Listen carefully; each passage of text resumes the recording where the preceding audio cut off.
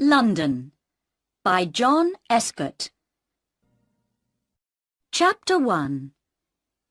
This is London. Every year, more than 9 million people come from countries all over the world to visit London.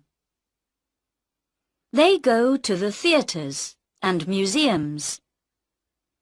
They look at interesting old buildings, many of them hundreds of years old. They sit or walk in the beautiful parks, or have a drink in a pub. They go to Oxford Street to look at the shops, or to Harrods. 2 million visitors go to the Tower of London. 1 million more go to see St. Paul's Cathedral. Yes, London is a big and beautiful city, with lots to see and do. But how did it all begin?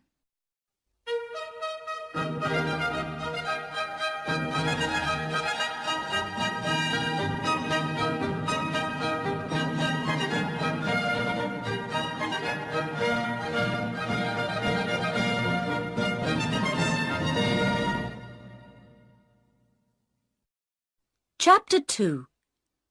In the Beginning. The name London comes from the Romans. There were people living here before they came, but we do not know very much about them. The Romans came to England in AD 43.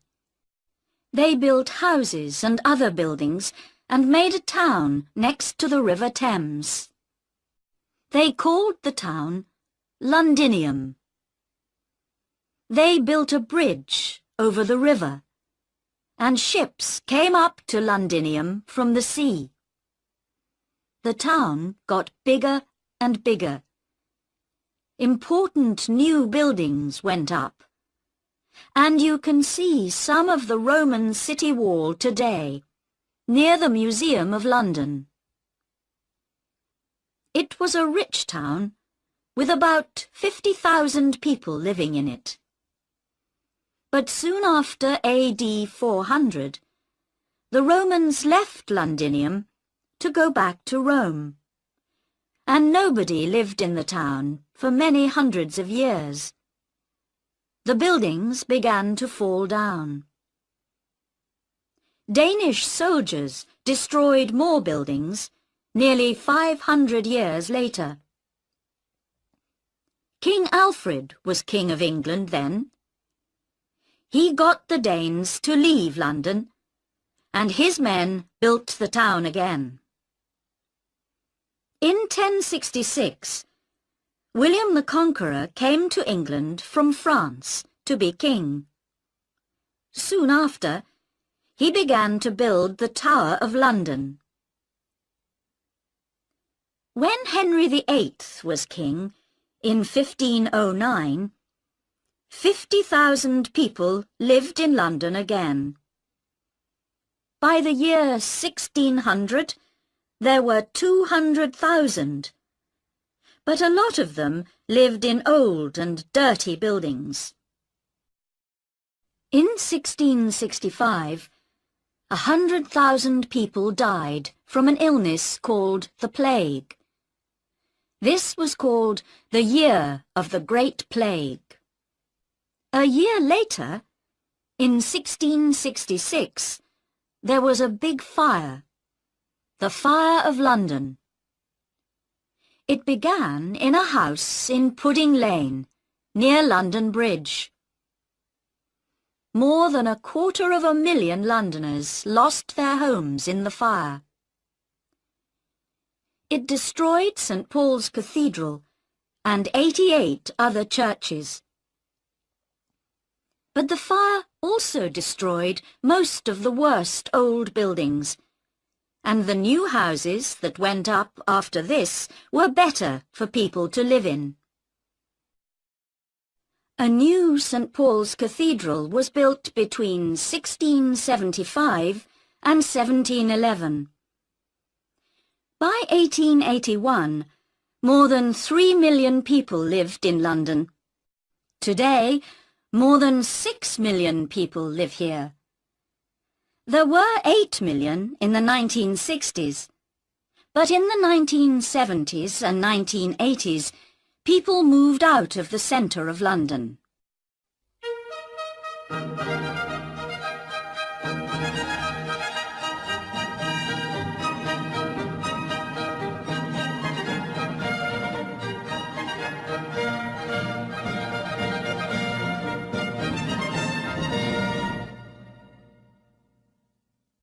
Chapter 3. Visiting the City.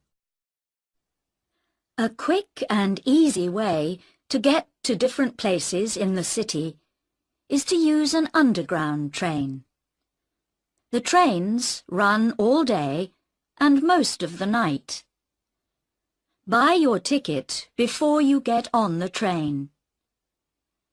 It's better not to make your journey between 8 o'clock and 10 o'clock in the morning, or 4 o'clock and 6 o'clock in the evening. These are called the rush hours. Thousands of people are going to work or coming home again then, and it is difficult to move or to find a place to sit on the train. You can see much more of London from one of its famous red buses. Some special visitors' buses take you to many of the interesting places in the city on one journey. It takes about 1.5 hours, but you can break your journey and get off and on again at the different places you want to visit. London taxis are called black cabs. Most of them are black, but some are not. You can stop one if it has a for hire sign on it. The drivers are usually friendly and helpful. Why not take a boat trip along the River Thames? Boats leave Westminster Pier and Charing Cross Pier, and they go to Tower Pier and Greenwich. Between April and October, you can take a longer boat trip to Hampton Court, about 4 hours, a beautiful palace in a big park.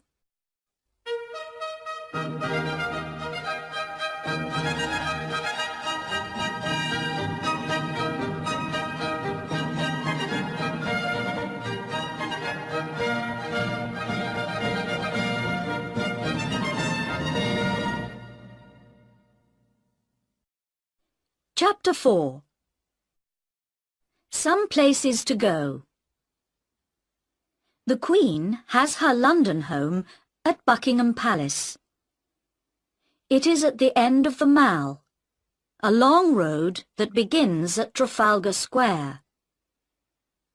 At 11:30 most mornings, the soldiers at Buckingham Palace change the guard. It takes about 30 minutes, and hundreds of visitors come to watch. And in August and September, you can usually visit some of the rooms in the palace. But there are always lots of people coming to see them, so be ready to wait. You can also visit the Royal Mews at the palace.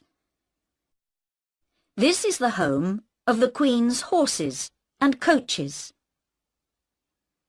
The Queen's Gallery is also at the palace, and you can visit it at most times of the year. Here you can see pictures from all over the world.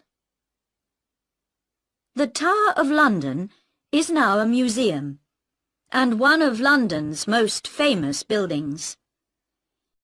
More than 2 million people visit it every year. Yeoman warders, also called beefeaters, tell them all about the tower.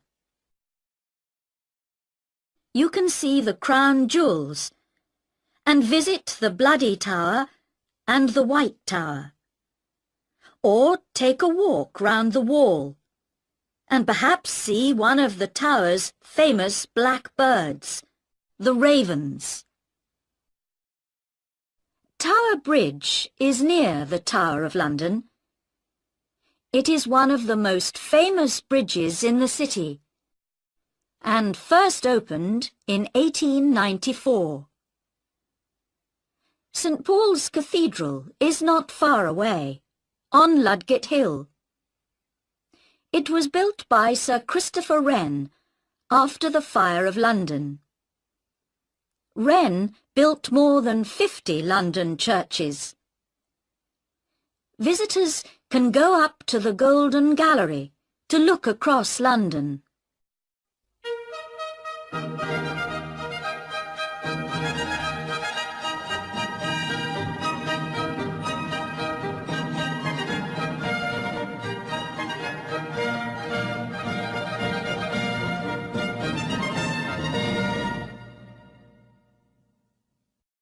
Chapter 5.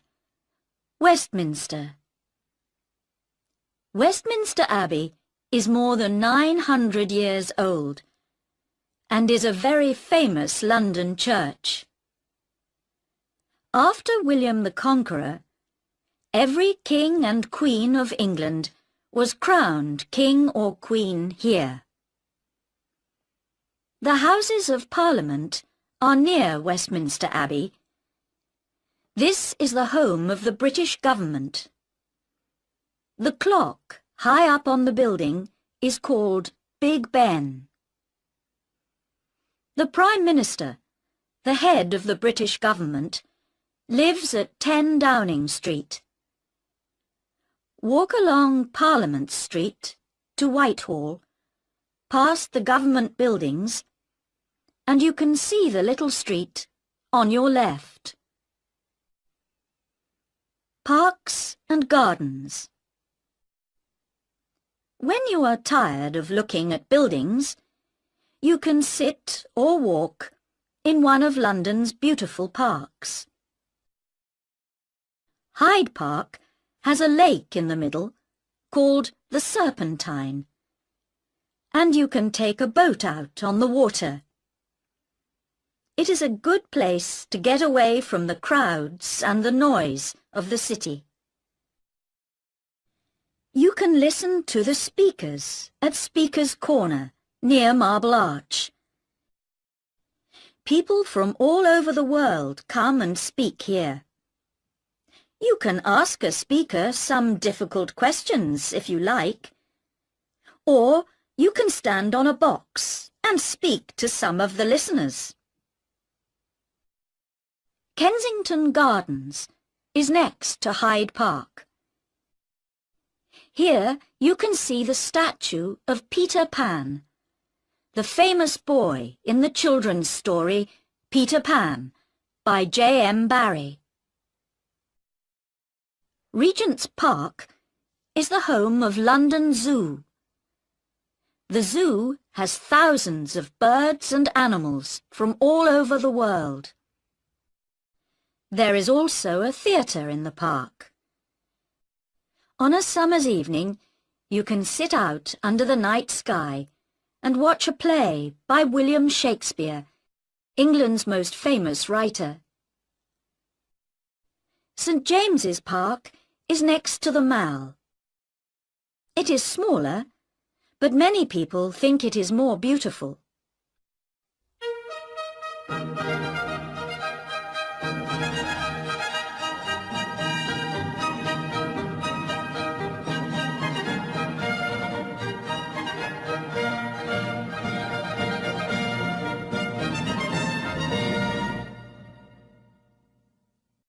Chapter 6. Shops and Eating. The most famous shop in London, some people say the most famous in the world, is Harrods in Knightsbridge. It opened in 1849. Oxford Street has many big shops: Selfridge's, Marks and Spencer, John Lewis, Debenhams. There are always lots of people looking at the shops here, but at Christmas, thousands more people come to see the wonderful Christmas lights and to buy things for their friends and family for Christmas. Charing Cross is famous for its bookshops. There are lots of them, and they sell old and new books. One of the oldest and most famous is Foyle's. It has thousands of books, but it can sometimes be very difficult to find the book you want. Covent Garden was once a big food market, but now it has lots of small shops and cafes, and there are street performers to watch. There are two very famous markets in London. Petticoat Lane Market, open on Sundays, is in Middlesex Street and is a good place to buy cheap clothes and things for the home. At the market in Portobello Road, open on Saturdays, you can buy old clocks, old chairs and tables, and hundreds of other things. You can find food from nearly every country in the world in London. In Soho, in the West End of London, see map on pages 18 and 19. You can eat food from Italy, India, China, Japan, Greece, and lots more places. There are also thousands of pubs in the city. In many pubs, you can eat as well as drink. Or why not have some English fish and chips? They are cheap and good to eat. Or you can have tea at the Ritz in Piccadilly, or at the Savoy Hotel in the Strand.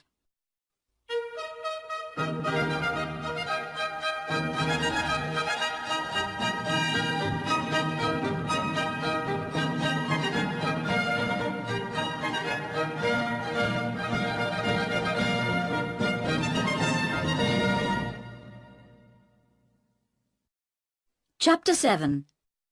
Going Out. Theatres and Music. London's West End has some of the best theatres in the world, so tickets can be expensive. Go in the afternoon. It is often cheaper. There is something for everybody. From a play by the Royal Shakespeare Company at the Barbican Theatre to Agatha Christie's The Mousetrap. This play began in 1952, and thousands of visitors see it every year. There are lots of cinemas to visit. The most expensive are in the West End, but you can sometimes get cheap tickets on Mondays. You can hear wonderful music and singing from all over the world at the Royal Opera House in Covent Garden, the Royal Albert Hall in Kensington Gore, the London Coliseum in St Martin's Lane, and the Barbican Centre, Silk Street. For ballet, go to the Sadler's Wells Theatre in Rosebery Avenue, or to the Royal Opera House. To get cheap tickets, buy them an hour or two before it begins. Do you like to listen to jazz musicians? You can hear some of the best, at Ronnie Scott's Club in Frith Street, or at the Bull's Head Barns at Barnes Bridge, or at 100 Club at 100 Oxford Street. Sport. Some of the most famous English football clubs are in London. You can see Arsenal play at Arsenal Stadium, Avenel Road, N5. Chelsea play at Stamford Bridge, Fulham Road, SW6. And Tottenham Hotspur play at White Hart Lane, High Road, N17. To watch the very English game of cricket, go to Lord's Cricket Ground in St John's Wood, NW8. This is the home of cricket for most English people.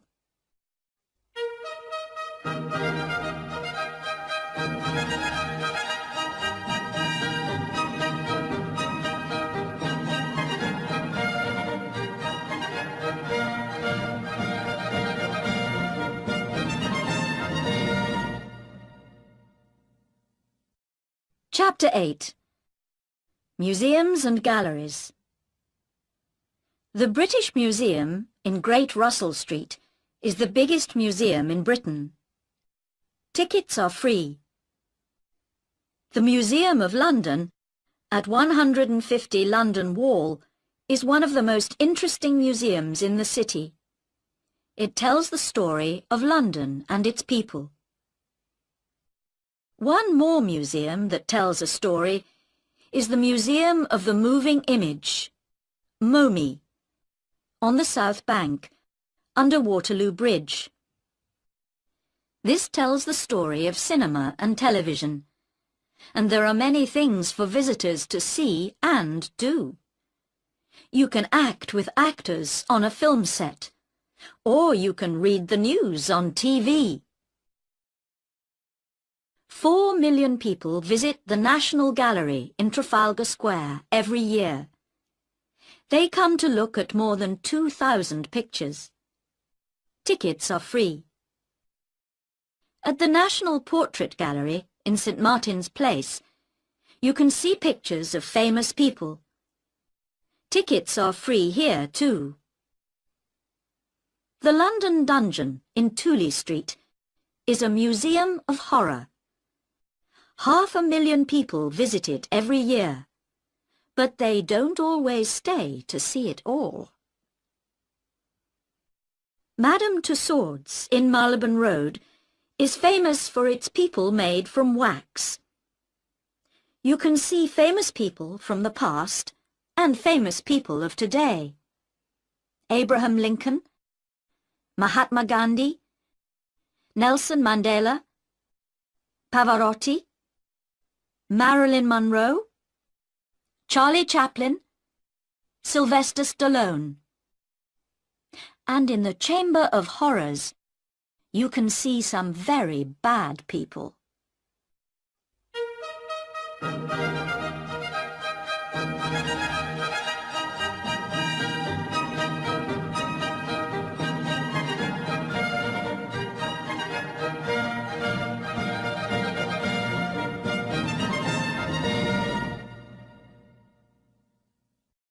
Chapter 9. Places and Parades. The City. Londoners often talk about the city. See map on pages 18 and 19.